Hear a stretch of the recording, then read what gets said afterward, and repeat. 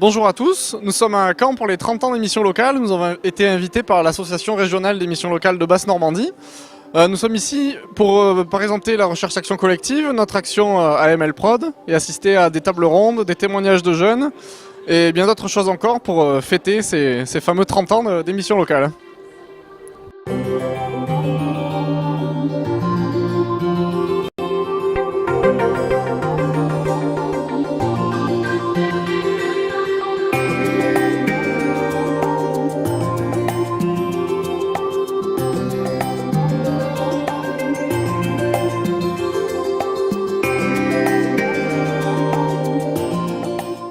Les jeunes, bien sûr, on le dit souvent, c'est l'avenir d'une toute une société, et particulièrement en direction de celles et ceux que vous suivez de 16 à 26 ans. Donc vous êtes aussi là, vous les acteurs, pour accompagner tous ces jeunes, pour trouver une solution, un accompagnement adapté à la fois sur le volet social de l'habitat ou du logement, et particulièrement sur le volet professionnel. C'est toujours un peu un challenge. Je crois que Bertrand Schwartz disait les missions locales, elles doivent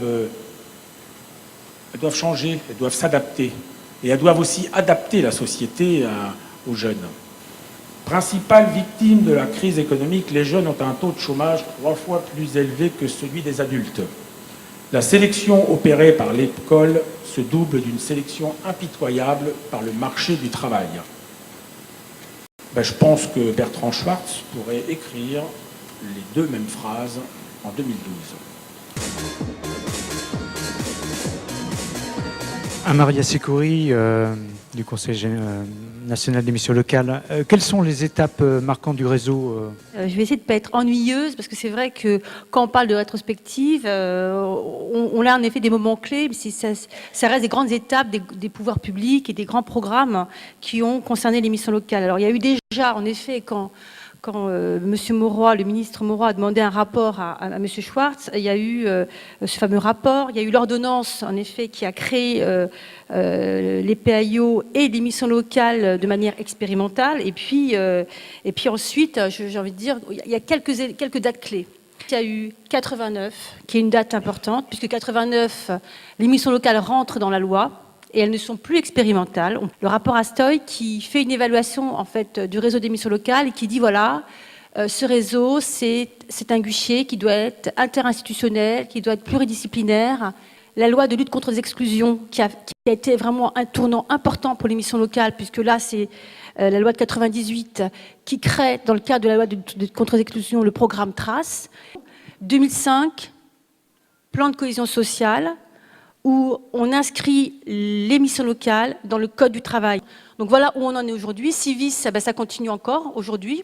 Ça ne devrait pas s'arrêter, d'après ce que l'on sait. Et puis aujourd'hui, ça va être les emplois d'avenir. Le président, M. Pielot, l'a annoncé tout à l'heure. C'est une histoire singulière quand même, cette histoire de réseau. Mais c'est une vraie histoire, il faut la connaître. Elle est importante, c'est pas un réseau qui est né comme ça par hasard. C'est un réseau qui s'est créé suite à une situation particulière en 82. Je pense que le concept, il est encore bon, il est tout à fait innovant, il est encore d'actualité.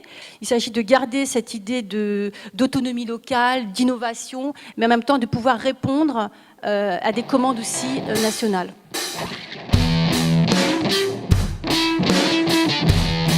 Alors AML Prod, c'est un studio en fait de production de vidéos lancé par la mission locale de Salon il y a 3 ans.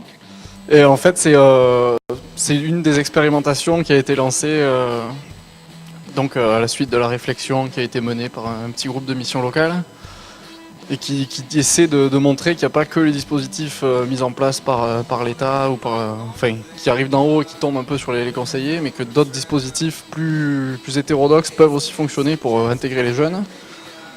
Voilà, puisqu'on a beaucoup d'exemples de jeunes qui, après être passés par les ateliers vidéo AML Prod, reprennent des études ou trouvent un travail, perdent une partie de leur timidité. Donc la vidéo est un peu un prétexte à faire parler les jeunes, à récolter leurs paroles et à les aider à voir autrement la mission locale et les entreprises du pays salonnais. Bon, l'idée, c'est vraiment que les jeunes dont je faisais partie au départ justement de cette action ne se sentent plus forcément comme simplement des usagers de la mission locale, mais vraiment comme des forces de proposition en fait, au sein sein de la mission locale. Et finalement, nous, en tant que conseillers, on est juste là pour leur permettre d'avoir les contacts entreprises et leur permettre d'aller sur le terrain. Au sein de l'équipe, on est tous mélangés en fait. Par exemple, Aurélie qui sort, si je me trompe pas, master en marketing. Bon, voilà, c'est bon. Chacun a pu apporter des compétences. Vous parliez de recherche-action. Comment vous pouvez la définir exactement? La recherche-action, c'est toujours un peu difficile à définir, puisque c'est un petit peu avancer à tâtons, avancer dans le noir, essayer, tenter des choses, et puis en même temps qu'on émet des hypothèses, enfin des théories, il faut les essayer en même temps et faire évoluer la théorie en même temps que l'action. Voilà, c'est un peu ça la recherche-action. C'est un petit peu repartir aussi du premier rapport de Bertrand Schwartz, justement, il y a 30 ans. C'était vraiment un échange entre adultes et jeunes et voir comment on pouvait avancer tout ça.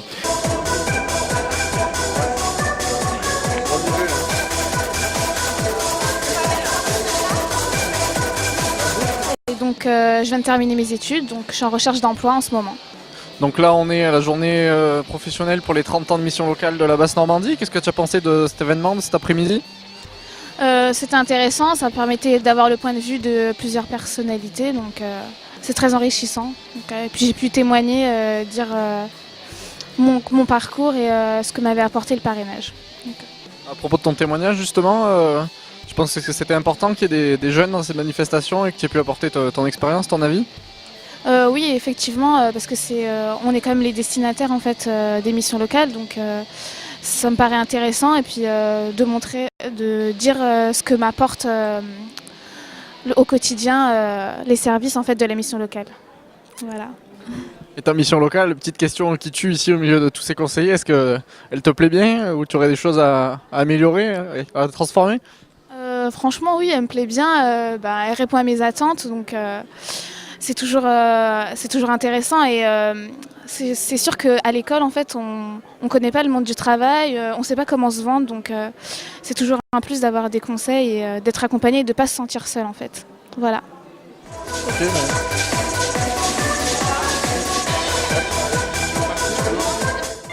Donc nous allons enchaîner avec la table ronde qui concerne le parrainage. Je vais donc laisser la parole surtout à nos intervenants. Donc on a des parrains, des jeunes et des conseillers. Donc je propose en fait de laisser la parole à un parrain. C'est-à-dire et ça a été déjà dit précédemment, il y a une vraie rupture entre le jeune et l'entreprise. Le jeune n'a pas forcément une vision réaliste de l'entreprise ou du patron ou de ce qu'on peut attendre de lui. Et l'entreprise méprise aussi régulièrement et souvent le jeune, faute d'expérience. Donc en dehors effectivement de repréciser le projet professionnel, de recadrer un CV et une méthode de recherche d'emploi, le gros du travail consiste sur effectivement l'entretien d'embauche. Oui, et puis il y a tout cet aspect, vous me disiez que vous travailliez aussi beaucoup la timidité aussi. Voilà, et puis je suis tombé aussi sur une jeune fille qui est très timide, et puis je pense comme beaucoup de personnes qui n'ont pas de confiance en elle, comme beaucoup de jeunes. Et donc on a travaillé essentiellement ce point-là. Nous, on n'est pas le parent qui voudrait telle ou telle chose pour son enfant, on n'est plus le professeur, on est la vision de l'entreprise.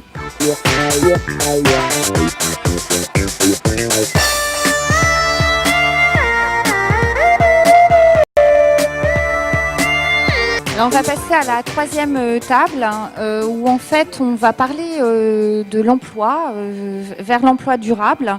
On va parler d'abord d'une première expérience autour d'une action innovante autour d'Albertville. Bonjour, donc l'action Albertville est une action départementale au niveau du Calvados.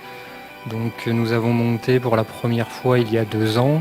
L'objectif est d'emmener des jeunes ayant travaillé dans l'hôtellerie-restauration sur un des plus grands forums en France des emplois saisonniers. Il faut savoir que le salon d'Albertville, c'est plus de 400 employeurs. On est dans la patinoire olympique, donc c'est immense.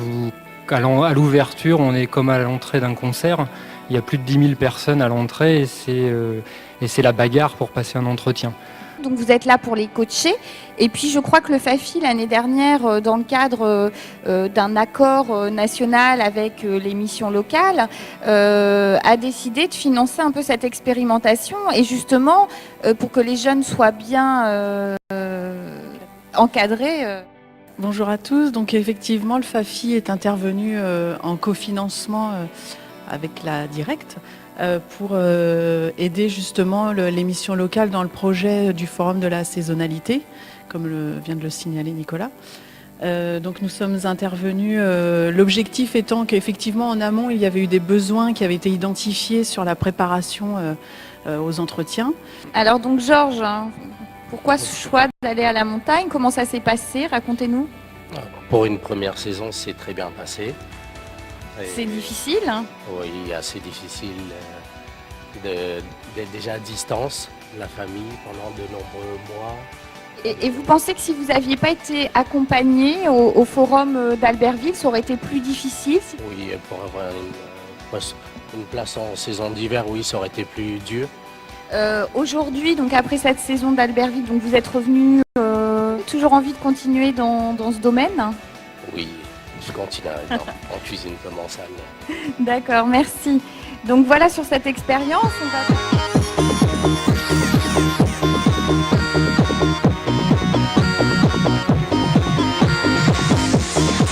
Alors bonjour, est-ce que tu peux te présenter s'il te plaît?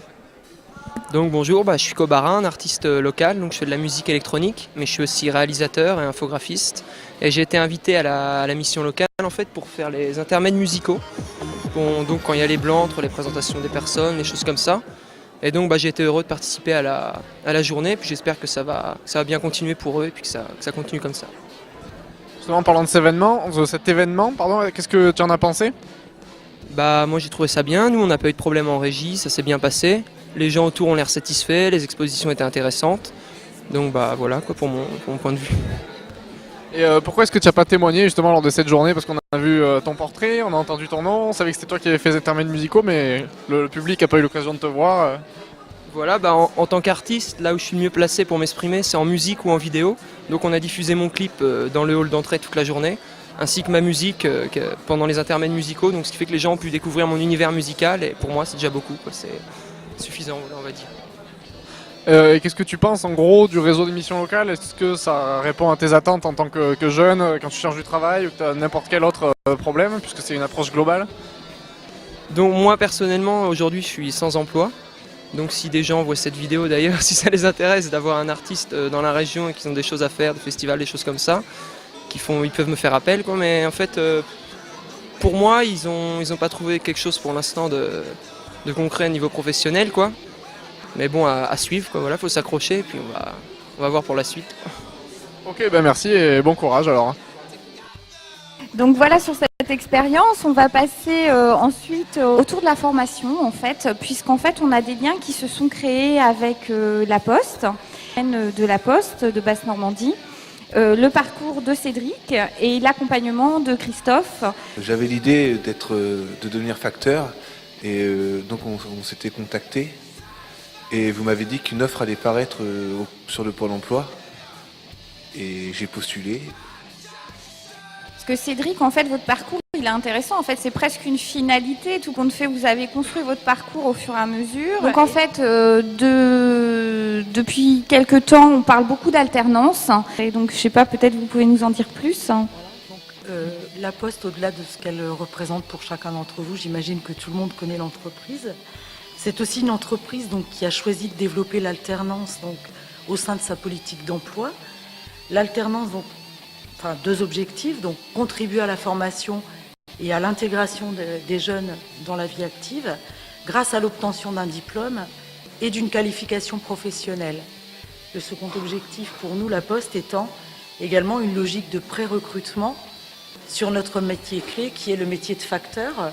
Et donc on s'est dit qu'on allait se rencontrer pour voir ce qu'on pouvait décliner au niveau local et on vous a présenté en fait l'offre de services des missions locales. Étant donné que les candidats donc, éligibles à l'apprentissage correspondent tout à fait donc, à la population suivie par les missions locales, c'est tout naturellement donc, que j'ai rappelé Laetitia Sanson pour lui présenter donc le projet que nous avions et pour qu'on puisse y travailler ensemble. En fait, la mission locale m'a aidé. J'ai passé tout un processus pour arriver au contrat d'apprentissage. Ok, aujourd'hui c'est les 30 ans des missions locales. Qu'est-ce que tu as pensé de l'événement organisé ici en Basse-Normandie ? C'était bien, ça montre bien que la mission locale est utile à quelque chose. Et à propos de ton témoignage, est-ce que selon toi c'était primordial qu'il y ait des jeunes qui y participent ? Est-ce que tu as trouvé qu'il y en avait assez ? Oui, c'est assez intéressant parce que tout le monde n'a pas le même parcours. Comme on a vu, il y avait différents témoignages et c'est bien de voir qu'est-ce qui a été fait pour que tous les projets soient menés à bien en fait. Ok, donc selon toi, la mission locale peut vraiment aider les jeunes dans leurs projets, quels qu'ils soient ? Oui, ça, il n'y a aucun doute là-dessus. Même quand les jeunes ils changent de projet en cours de route, ils sont là, ils les accompagnent, ils sont vraiment performants dans ce qu'ils font. Ok, alors on souhaite un bon anniversaire aux missions locales. Voilà, bon anniversaire. Ok, merci beaucoup. Enfin, quelle plus-value en fait? Alors, au-delà donc de la convention dont vous parliez tout à l'heure qui a été signée, et l'accompagnement donc va bien au-delà de tout ça, puisque demain matin, donc un intervenant des missions locales viendra donc pour expliquer à nos jeunes apprentis, en fait, tout ce en quoi la mission locale peut les aider pour aller jusqu'au bout de cette formation. Et donc pour conclure sur la Poste, moi je voulais dire qu'on était donc extrêmement satisfaits, nous aussi, de ce partenariat et qu'on avait l'intention, nous, d'aller plus loin, si c'était possible, dans ce partenariat.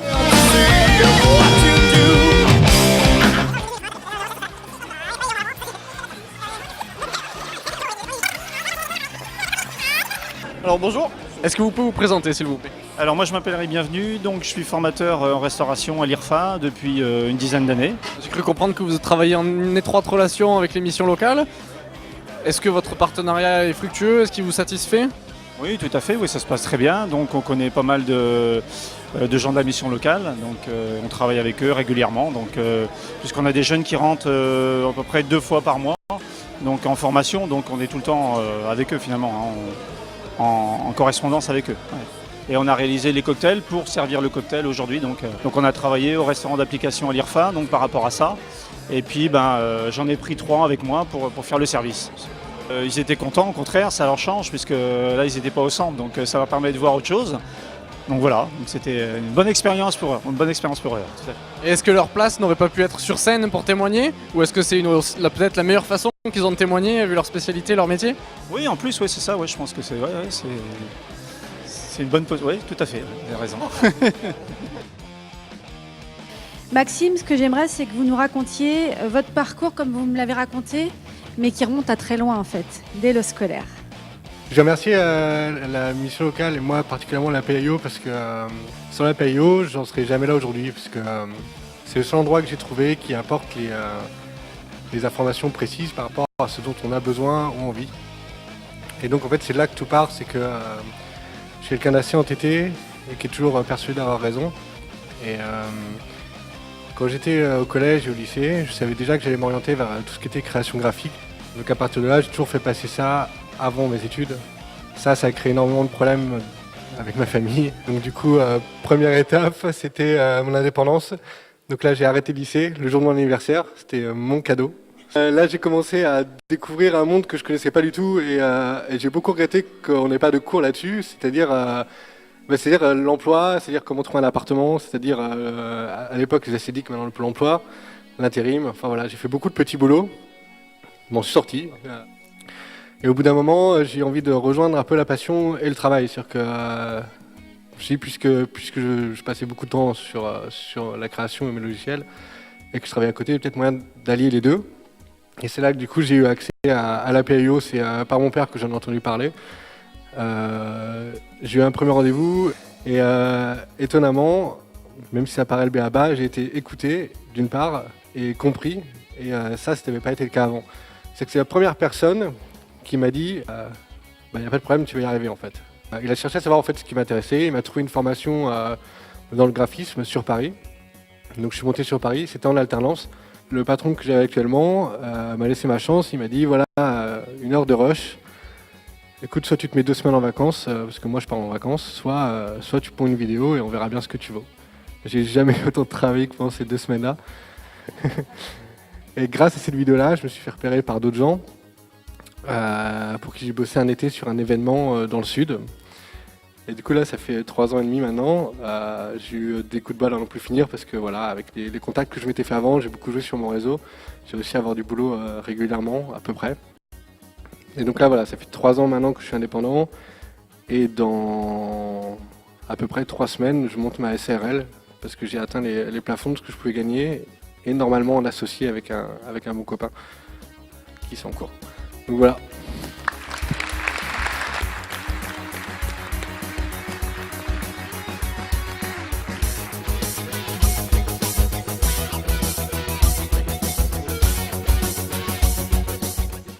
Oui. Donc pour rebondir sur ces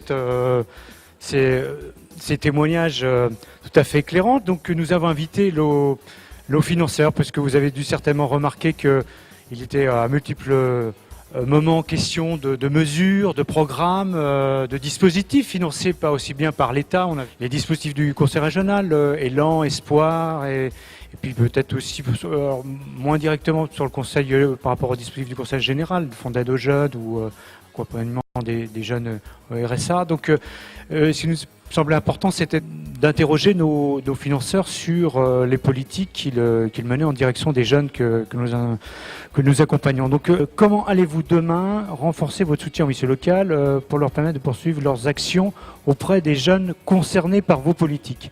Concernant le conseil régional, pareil, je veux dire, on a plein d'histoires avec les missions locales. Vous êtes avec d'autres, avec Pôle emploi, pour te dire, avec d'autres réseaux, style et Cap emploi. Vous êtes pour nous les maillons sur les territoires qui recevaient les jeunes et faites les mises en relation avec nos dispositifs. Nous, on n'a pas de conseillers, on n'a pas de guichet, et donc c'est bien les missions locales qui vont assurer la mise en relation des jeunes. Bon, on a besoin d'évoluer, on a évolué parce que les jeunes évoluent. Donc il y a les dispositifs.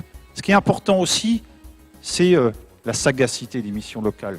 Qu'on fasse toujours, nous, la médiation entre la demande de la part des missions locales sur la demande, l'expression des jeunes, et comment on arrive à relayer ça.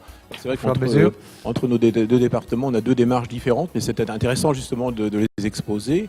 C'est vrai que pour le Conseil général du Calvados, donc on a un partenariat ancien avec les missions locales, puisqu'en tant que notamment responsable du dispositif Fonds d'aide aux jeunes, on sait que les missions locales sont des partenaires importants et souvent des clés d'entrée pour les jeunes justement qui recherchent des réponses en termes d'insertion. Et ce que l'on souhaite, parce que l'on est plutôt sur l'avenir maintenant, c'est développer les relations avec les missions locales, notamment dans le cadre du nouveau plan départemental d'insertion.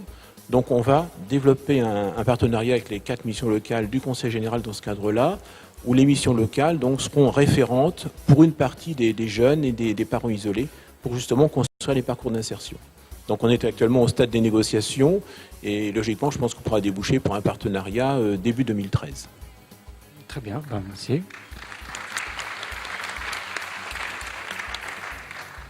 Donc nous on est parti complètement, on a profité du RSA pour sortir les missions locales du PDI, vous voyez. Donc en fait nous la législation du RSA a fait disparaître la notion d'obligation d'insertion pour les ayants droit, donc pour les jeunes. Donc on en a profité pour revisiter notre politique en direction des missions locales et on s'est davantage basé sur la législation du Fonds d'aide aux jeunes, qui est aussi une compétence du Conseil général, avec 2 grands axes. Alors le premier axe c'est optimiser tout le travail d'accompagnement pour les jeunes qui ont bénéficié d'une aide financière. Et on développe actuellement en expérimentation dans l'Orne un contrat de soutien à l'autonomie des jeunes pour accrocher ou raccrocher les jeunes qui sont en rupture. Alors, ce rôle, ce lien entre les financeurs et les missions locales, c'est un exercice un petit peu soit délicat, soit convenu, puisqu'effectivement l'État a des priorités très fortes en matière d'emploi, en matière de formation. Ce sont des politiques qu'il pilote au niveau national. Et si on fait la somme de tous les engagements de l'État, soit directement à travers les différents instruments qu'il impulse, comme les contrats aidés, à travers le Fonds social européen, à travers les différentes dotations, on arrive à plusieurs dizaines de millions d'euros par an pour une région comme la Basse-Normandie. Et les missions locales ont été notre interlocuteur, notre relais privilégié, que nous avons constamment aidé et soutenu, puisque en ces temps de contraintes budgétaires fortes, les moyens et les priorités de l'État en termes d'accompagnement et d'appui au réseau, les missions locales voient leurs moyens préservés. Parce que dans ces problématiques, on est au cœur, sans le concours de ces réseaux, et au premier rang desquels les missions locales, nos collègues des collectivités territoriales, l'action de l'État ne pourrait pas être utilement relayée et nous ne pourrions pas mettre en œuvre avec toute la pertinence souhaitable et qui est toujours améliorable les politiques qui sont décidées.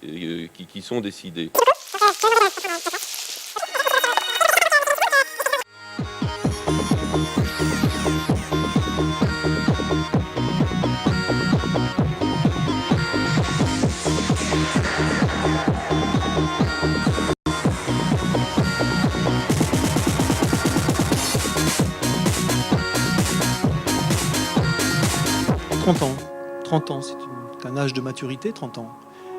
On ne savait pas, il y a 30 ans, que pendant 30 ans, vous auriez à vous poser la question de savoir comment on fait. Votre métier, notre préoccupation, c'est toujours d'essayer de s'interroger au quotidien sur ce qu'il faut faire de plus, ce qu'il faut faire autrement, ce qu'il faut faire de mieux.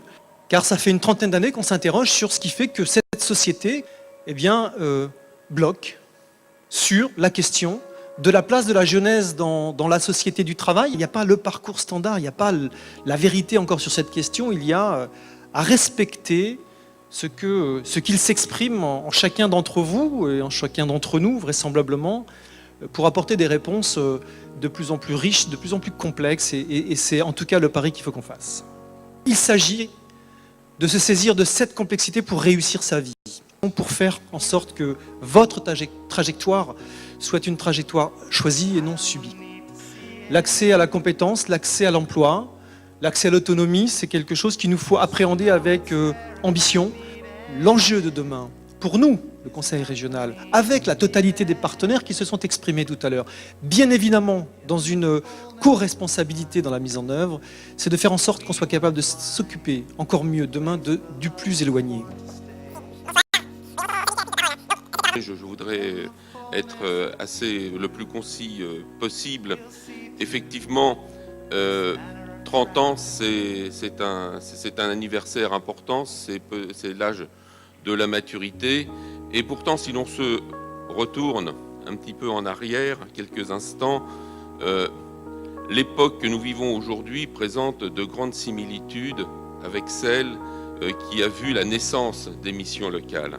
Entre-temps, les missions locales ont su prouver toute leur capacité à accompagner les jeunes. Je ne reviens pas sur la confiance que nous accordons et sur la qualité du travail qui nous associe, l'État, la région, Pôle emploi, les collectivités locales, les différents réseaux aux missions locales. Nous allons dans les mois à venir, dans les prochaines semaines, dans les tout prochains jours, mettre en place de nouveaux instruments, les emplois d'avenir, le contrat de génération. Et le volet insertion, le volet accompagnement et le volet sortie et formation sera naturellement important. Donc, si je dois tirer les enseignements de cette journée, c'est à la fois une certaine modestie face à l'ampleur de la tâche qui nous attend. Au-delà des difficultés que nous pouvons connaître et anticiper, il y a des mutations technologiques et des mutations économiques qui sont porteuses d'avenir et qui sont porteuses d'espoir. Je suis sûr que les missions locales sauront relayer ces politiques et qu'elles sauront toujours appeler notre attention sur les réalités du terrain, sur les attentes des populations au service desquelles nous sommes. Merci à tous.